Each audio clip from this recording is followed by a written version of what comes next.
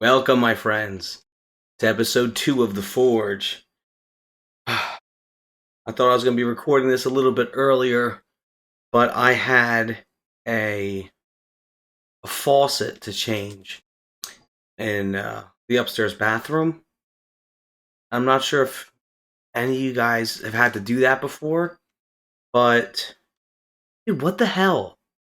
It's in a vanity, and they make these stupid things so small that a normal human being couldn't possibly fit into this stupid thing. I took all the stuff out of the vanity and I thought, like, this is great. I'll get this done. And, my wife will be thrilled that I did this. My kid's in the bathtub. I'm like, how long could it take?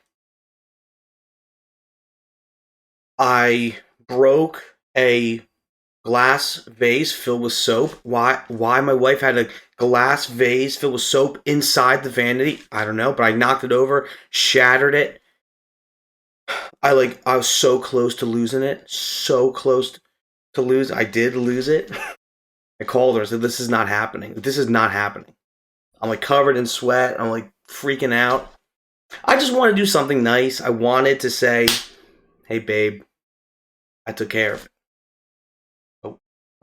And the space I have to work with maybe is like that wide, like deep, and like that wide to get through. I can't even get a shoulder and let alone an arm in there. I'm just baffled. Doesn't matter. There's worse things that could happen. It's just unbelievable. It's unbelievable why they make these stupid things so small. I just want to replace the nozzle that the water comes out of. The handles are fine. But we're here to talk about bodybuilding, not about my vanity, not my lack of plumbing skills. Hello, retard department. Oh man. I just want to do something nice. Do you ever just want to do something nice and there are so many hurdles in your way preventing you from doing that nice thing? Yeah. What are you going to do? So, guys, a little bit of a different view and atmosphere for the Forge. I do the green screen, so this is my office. Not much of an office, but yeah. It's what I got with 2 kids and a smaller house. So I just want to try different things out and see what works, what flows. This is comfortable for me just to sit here and talk, to be honest with you, instead of getting the green screen. I don't know if anyone was digging that anyway or not. This, to me, just feels a little more natural. But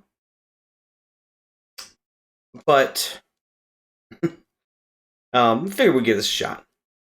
So, for the Forge tonight, I thought what we would talk about and how I want a lot of these episodes to be structured is kind of talking about a workout that I had in the previous week.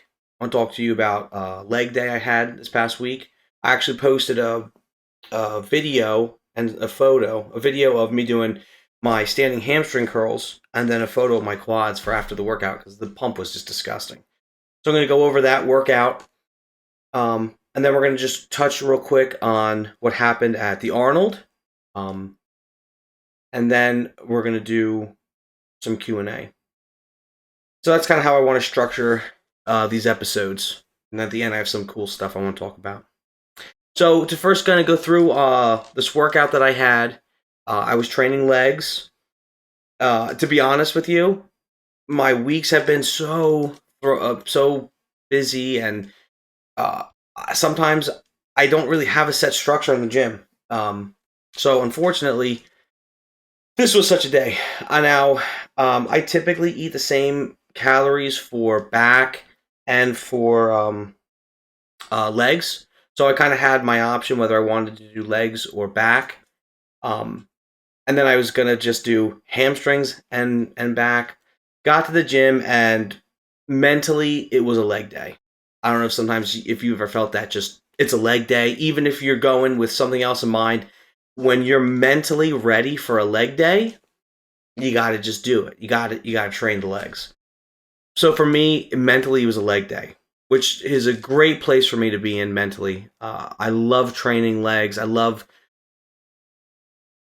the raw, not to be dramatic about it, but like the life or death experience of really squatting until you feel like you got to puke. I enjoyed that. That's to me what training is all about. So I step into the gym and it's a leg day. From as soon as I get out of my truck, it's a leg day.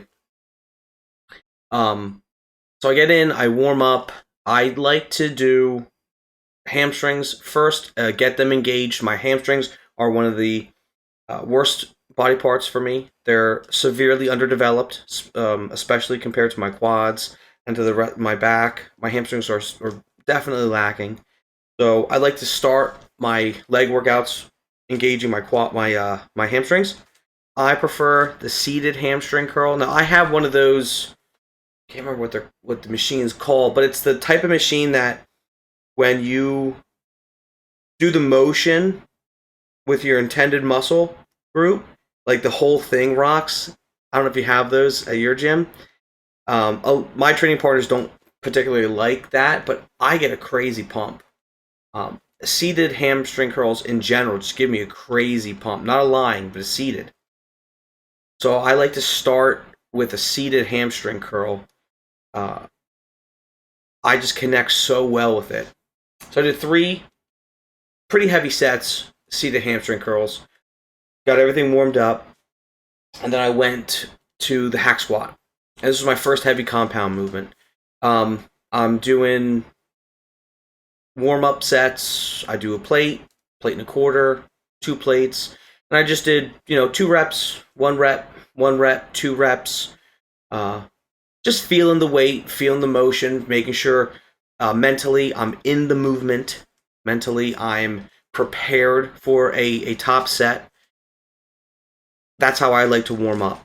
I don't want to exert too much energy in that warm up. So I'm not doing 5 reps. I'm doing 6 reps.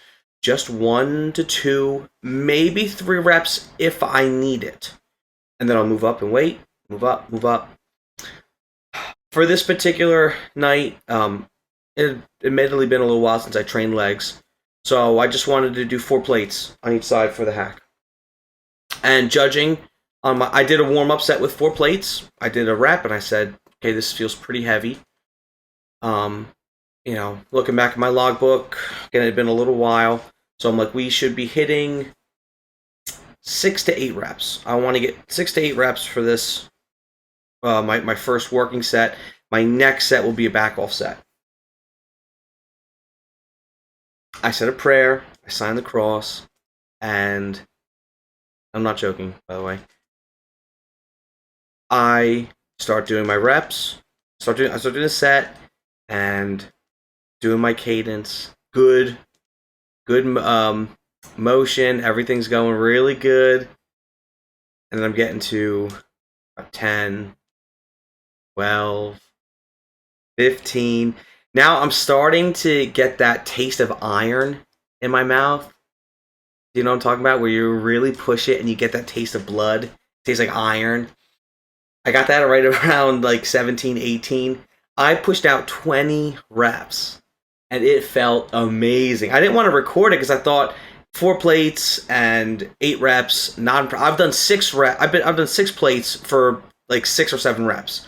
So I was like, this isn't very impressive. I'm not going to bother recording it. I got 20 reps and it gassed me. It absolutely gassed me. Tasted the iron. I didn't feel like I was going to throw up. I just felt like I was bleeding internally. So I knew it was a great set. I knew it was awesome. I needed a good 2.5 minutes to recover from that set. And I actually did the same weight for my back off set. I chose to do that because the way I train, I like to do 1 heavy set and then a back off set where I should be, for the first set, be getting that 6 to 8 reps. Then that second set, I'd like to traditionally get anywhere from 10 to 15. Because I got so many reps with the first set, I just wanted to keep it. I knew I had it in me. I only got another, I think, 12 reps, but mentally, I think I gave up before my body did, if I'm being honest. But I put the work. I put the work in the first set. Now, the second set I did in this workout was I used the hammer strength leg press. Now, I'm not sure if you've ever seen this before. It's an interesting leg press. But you're sitting in like a cage, and the platform's on a swing, and you push the swing, the plate-loaded swing, away from you. I like this leg press. I don't use it all the time, but I guess it was leg day at the gym, and everyone else was taking the other machine, so I used this hammer strength leg press for my second compound movement, and it wound up being great. Now, I've been implementing cluster sets in my leg presses recently, and it messes you up. And I think that crazy quad pump was particularly from these cluster sets. So what I would do is I'm doing 10 cluster sets, 10 sets of 5 reps with 10 seconds in between each set. So I put my weight on, I threw my phone down with a timer, and I would kick it out for 5 reps. I'd pause for 10 seconds, kick out another 5 reps, pause for 10 seconds, so on and so forth for 10 sets. And I would do 2 complete sets of that for my second compound movement. And if you're being honest with yourself, so for me, weight-wise, I think it was 3 plates. It gets really, really hard around set 6 or 7. When I say really hard, I mean that's unbearable. That's when I start actually audibly screaming. It really hurts. That's where you got to be honest with yourself here in these kinds of workouts. It really hurts. But the pump is just insane. So if you're eating enough calories, I'd recommend incorporating these cluster sets into your workouts. Incredible intensity technique. After that, I actually go back to another set of hamstring curls. And this is where I took that video. I did the standing hamstring curl. I really like that machine as well. I don't always do lying leg curls, to be honest with you. I tend to cheat a little too much with it, and sometimes it can stress my lower back out, as can the standing hamstring curl if I'm not careful. But everything felt good. Everything was firing pretty well. I know hamstrings aren't the coolest thing to take videos of, but I love hamstrings. I love training legs, and I need to keep myself honest. My hamstrings, like I said, they are horrible. I need to bring them up. It's my weakest body part. Small, underdeveloped. They don't look good at all. So I think if I can share that with you guys, that I'm training, I'm really working on bringing them up, I think it's will be motivation for me also to improve myself. I should have only done 2 sets, but I did 3 because I took a video myself of the hamstring set, and it looked like crap. So I had to ask my buddy to film for it. So I wound up doing 3 sets of that. All the better. And then I did 2 sets of walking lunges, and then calf raises, and that was it. Typically, I'll throw in another lagging body part, like I'll do rear delts, because I don't train rear delts on another day. For me personally, I just don't need it, so I like to throw it in another place where I can, or I'll do a bicep movement for 2 sets. I didn't have time for it that night. So that was my leg workout, but incredible workout. So if you can utilize any of that, go for it, guys. Great workout for this past week. Now, to talk about the Arnold. Nick Walker just absolutely crushed it, guys. When I saw that scorecard, I really didn't think it was that far of a gap, that much of a gap. I knew he wanted. My brother and I were watching the prejudging, and we're both like, Nick. It looks like it's his show. Like, he looks incredible. And then they had Nick and Steve come out and do the comparisons together, and you're thinking, okay, it's going to be Nick and Steve battle it out for first and second, but it's looking like it's Nick's show. Not even close to the case. Not even close. Um, Again, I was completely shocked. I thought it would have been a little bit more of a battle, and I don't know if it was just because Bonac wasn't there, or if it was because Nick and Ian and Justin and Akeem were just that much off compared to Nick. But it was not a competition. It wasn't a competition between Nick and everyone else. It was everyone else just fighting for second and onwards. That was how great the difference in the points were. Incredible. He's really something to admire. I'm so excited to see him compete in the Olympia. But what else? What are the other interesting storylines in there?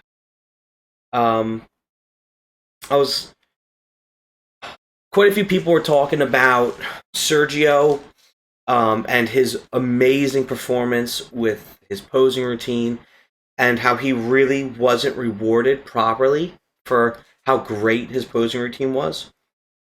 And I have great sympathy for him in that regard, because Arnold said he wanted that routine to be judged. I think it's reasonable for anyone to assume what that means is that you come with a great posing routine and it will help you in your placings.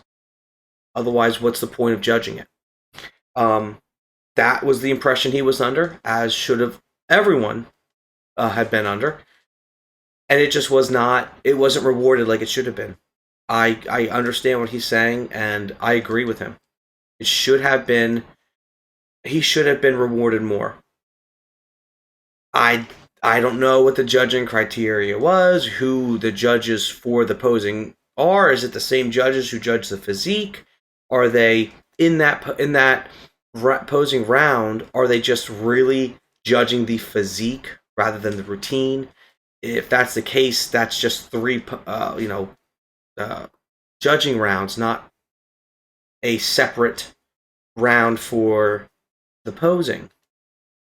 So I understand where he's coming from. I think that Arnold needs to come together and get the judges on board for what his vision is. Although I thought he was pretty clear about what his vision was for the posing round. I think he owes it to the competitors to make a, come together with a consensus of what he expects from the athletes. And then the judges need to let the athletes know this is how your placing will affect your total placing. So I understand that. Now, going into the Olympia, I think Nick's got wild momentum. And if he can maintain this physique, if not even improve, it's hard for anyone to say he doesn't slip right into top 5 spot. Just like he said. Just like the madman said all those months ago that, he's going to be in the top 5 of Olympia. I think that's what he said. And at the time, everyone's like, oh, this guy's crazy. Young blood completely silenced his critics. God bless him, dude. Awesome stuff. Bodybuilding's so exciting right now. I'm really excited for Classic Physique. It's Chris's, like I said in a couple of other videos, it's really Chris's division, and he's going to run with it, and he's going to crush it and kill it for as long as he can stay healthy, as long as he wants to do it. I was talking to my one buddy, and he was saying maybe he would go up to the open division with his autoimmune disease and the amount of food he would need to eat I don't know if that's reasonable or not. I would love to see it personally. I'm a freak guy. I love the big, crazy physique. So to see Chris, if he can keep his proportions, to have an extra, 50 pounds of muscle would just be insane. But I think he's got a perfect fit in classic. I think for the next, 4 to 5 years, he'd be silly to try to do anything other than absolutely master his craft in the classic division. That's my opinion on that. I was a little disappointed with how Akeem showed up. I think he's really going to put all of his eggs in the basket again for the Olympia. I think we're going to see a crazy shredded Akeem. I hope so. Last year showing at the Olympia was amazing. I'm happy for the big guy to really show up. It'll be interesting to see what Rami does. I don't think he's coming in out of shape. I think Rami's bringing it again, like last year. If Rami can come in shape again, I think it's an easy repeat. I think it's an easy repeat. He's here back training with Dennis again, so he's under really strict supervision. I don't see him coming in out of shape. Again, it's just another year with Chad. It's another year with Dennis. They understand his body better. They've got his routine down better. I think for the Olympia, top spot is probably going to be Rami for those reasons. So Chad's got another year under his belt with him, and Dennis is he's under his constant supervision. But to talk about the Olympia, I'm hoping to put together a little blacksmith roundtable to talk about predictions and to go over the competitors.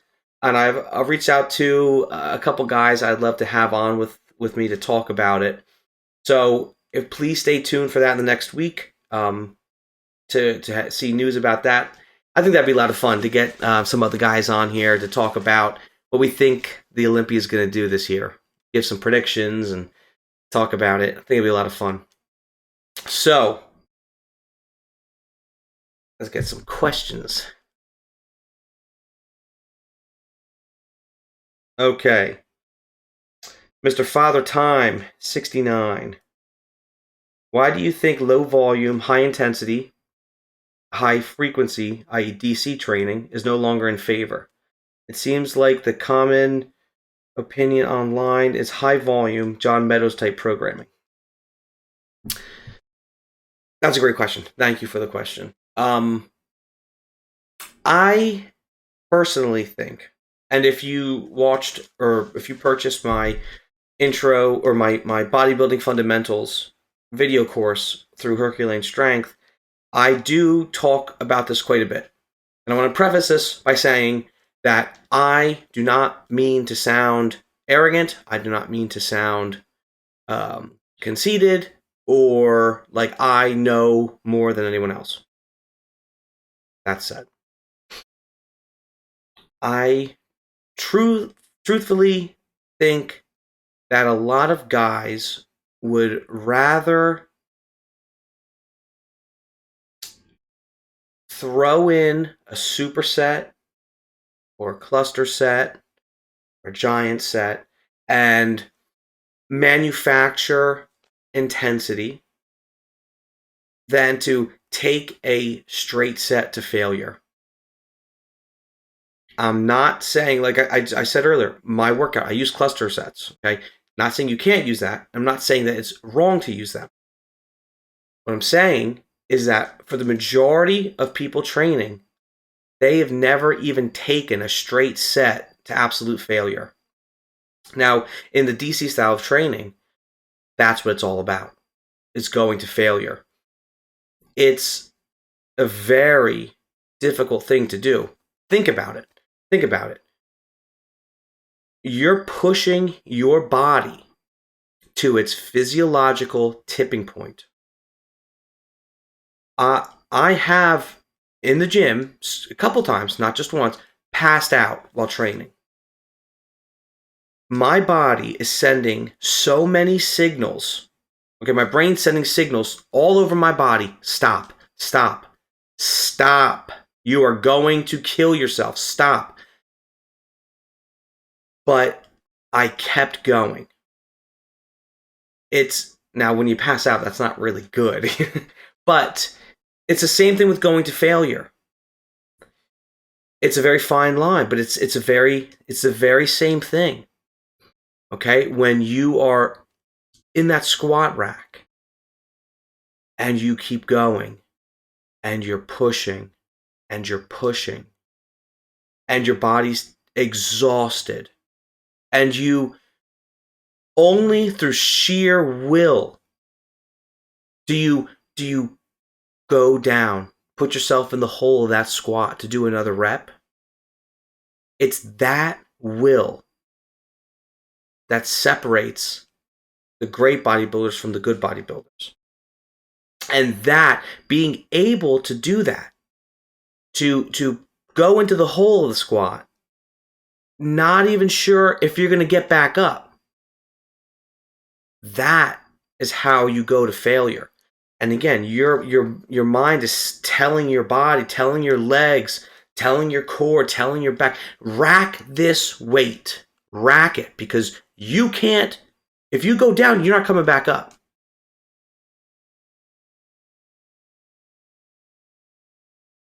To be able to do that is almost an art. And I'm not saying you can't get results. I'm not saying you can't get amazing and great results from incorporating high volume stuff. Because you can. A lot of great bodybuilders have done it. But I think that the greatest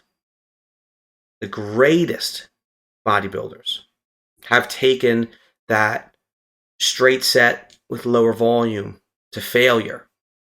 And I'm not only just talking the open guys. I'm not just talking about Dorian Yates. I'm not just talking about Ronnie Coleman. Chris Bumstead's doing it too. Chris Bumstead's pulling a 7-plate deadlift. You know? I mean, he's not doing that for 20 reps. He's not doing that with a superset. So, it's not to say that I think the guys are lazy. That's not it. I think that the culture of instant gratification, yada yada, that we're in right now, not that it demonizes hard work, but that super hard work, it's not pretty. It's not pretty. It's not glamorous. And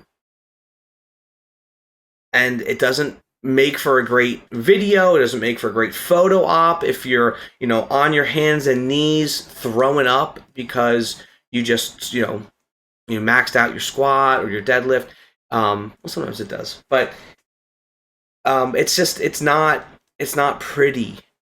I think that's honestly one of the biggest reasons why that higher volume stuff is more prevalent, especially on social media, because it's prettier, it's more acceptable. But we can change that. We can change that. So great question, dude. I appreciate that, and I appreciate hard training. And I really hope that you're incorporating the DC stuff. It's great. I trained DC for a while, and then do like a hybrid style now. But I learned a lot. I learned a lot from him. Really did. Hell Walker, my man. Greatest, one of the greatest physiques on Twitter. Love you, bro.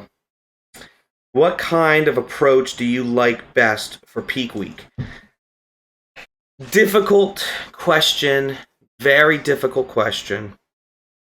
Because it's so person dependent. It's now for you, because I know you're going to be on point.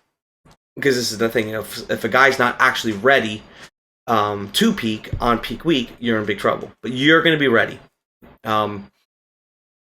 It's the biggest things that I've noticed with my clients is controlling your water, your sodium, and your food. So you're going to slowly pull your water. I, for the most part, don't really manipulate sodium. It really depends on how far out you look, not just how far out you are. Again, I wouldn't be worried about that with you. With you, you're going to be just fine. I know you're probably weeks ahead of how you should look. So, be careful with your food. Be careful with your water. Slowly taper that down. And then for the actual week, keep your training as consistent as you can. I never change the structure of the workouts with my clients. Sometimes what I'll do is put them at 80% of the weight that they've been training with. But keep as much things consistent as you can. You're looking incredible. So whatever you're doing this whole time, keep doing it. If you alter things too much and you alter too many things too much, you're not going to know what dial you got to turn back up or down to get back to where you were. So finding the right peak week, the peak week formula is really not a thing, in my opinion. Not what I mean by that is there is no cookie cutter peak week formula. There's certain things you want to be doing to dry out, and then when you're getting ready to go on stage, to start filling back up because you're depleting all your carbohydrates at this point, and you're getting as flat as possible so that you can see any areas that you need to improve on. And then you're going to slowly push all that glycogen back into the muscle, hydrate the muscle, and then get on stage. Not hydrating too much because then you'll sweat it all out. So it's a really intricate part of competing, but it's unfortunately too person dependent to give just a blanket answer. But stay consistent with your training. Slowly draw your water out. See how you handle the sodium. If you're having trouble getting rid of the water, then you'll want to start manipulating that if you're holding too much. And then obviously the food, you already know what you're doing with your food and your diet, so pull those carbohydrates out and then start to add them back in and really refuel those glycogen stores, and you're just gonna your muscles gonna explode. It's gonna look great. I'm excited to see you, bro. I'm so excited for you, dude. Machiga, yo, bro. What do you recommend as a light pre-workout food, or simply what nutrients would you like to see consumed right before workout? Something that is digested relatively quickly. I have my pre-workout meal about 70 to 80 minutes prior to workout. So I've got a decent amount of time to digest, so I'm pretty good. But you want something that's going to digest quickly and something that's going to be, like you said, what kind of nutrients? Something that's, for me, nutrient dense. So I prefer a higher carbohydrate pre-workout meal, and then a post-workout meal too. But I'm a carb heavy guy. I need a lot of carbohydrates in my diet. I look completely different. My whole physique is completely different without carbohydrates, and specifically white rice, for whatever reason. I can eat white rice for almost every meal for my carbohydrate, but my body can process that. My body can process breads relatively easily. I don't really bloat from breads. So honestly, if you, from a bodybuilding standpoint, if your body can digest breads, not a bad idea. But if you're in a rush and you just need to down something quick, honestly, bro, some oats in a shaker with your protein, killer. Easy pre-workout meal. I used to do a cup of oats, my water, and my scoops of protein, shake it up, and I could down that in 3 minutes, digested quick, and you're good to go. But for the fuel, as far as nutrients goes, you do want carbohydrates. I have some fats in my meals pre-workout, but I'm carb heavy on my pre-workout meals and my post-workout meals. Carbs are the real muscle building fuel. Okay, or carbs are the fuel for the muscle. Okay, that's where glycogen is stored. That's where the muscle gets its endurance from. So you really want to pre-workout, don't not consume carbs. You don't depending on your program, you might not be allowed an excess of carbs, but I would definitely at least consume carbs and protein for your pre-workout meal. Again, a quick one if you're in a rush: protein powder, oats, water, boom, done. Nice, quick, easy meal. Honestly, I keep my meals the same. I can have chicken and rice pre-workout or steak and rice pre-workout, and I'm good with that. I can process that. I also give myself enough time in between my meal and my workout. If you only have like 30 minutes, you might need something like that shake so that it does actually, you can process that a little bit quicker. So I hope that answers your question. I think that's it for questions.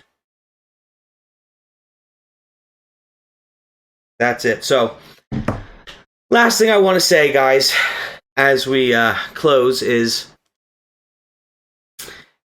I want to thank you for the support. You guys have been awesome. I'm glad that I put myself out there. I was always a little I don't want to say shy, but I had anxiety about putting myself out there. Never thought that I had a good physique. I never thought that I was strong enough. I never thought that I knew enough. And Giga Groiper just said, dude, stop being an asshole. Get a tripod and film yourself. And I love you for that, bro. But this has always been something that I've wanted to do for a long time. And, it feels really good to just be doing it. And I know I'm not the strongest. I know I don't have the best physique. I know I don't have the knowledge that some other guys have. I know that. But it's been such a blessing to be able to at least share what I do know and share the little strength that I do have with you guys. I hope that you guys are gaining something from this. If not, just, some fun.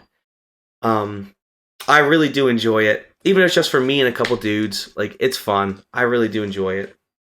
But thank you guys for all the support. You guys are really awesome. My merch store is open.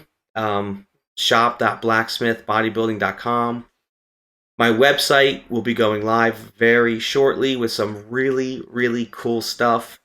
Some really interesting stuff that I've been tirelessly working on. Really unique. Really, I think I'm really going to bring something unique to the table here with this. As well as other plenty just free ebooks and stuff to really help you guys on your bodybuilding journey. But that's pretty much it, guys. Look out for the Olympia roundtable. I really, really want to make this happen. I got to figure out how to do the technical stuff. But that's it for The Forge. Thank you guys so much. God bless.